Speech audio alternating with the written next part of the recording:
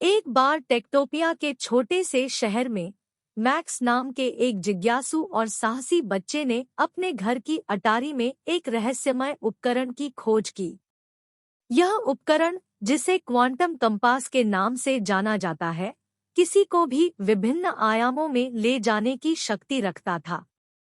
संभावनाओं से उत्साहित होकर मैक्स ने ज्ञान, रचनात्मकता और दयालुता के क्षेत्रों का पता लगाने की खोज शुरू की।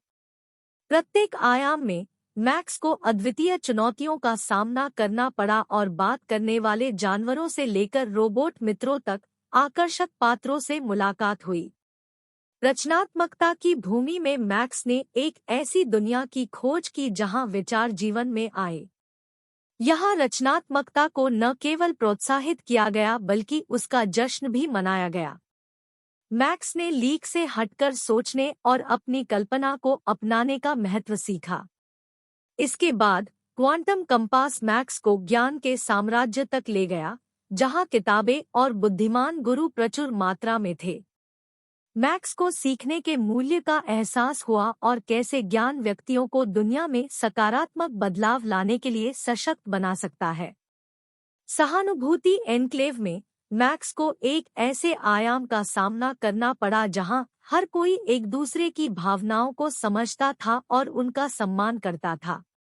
हार्दिक बातचीत और साझा अनुभवों के माध्यम से मैक्स ने सहानुभूति, दयालुता और दूसरों की मदद करने की खुशी का महत्व सीखा।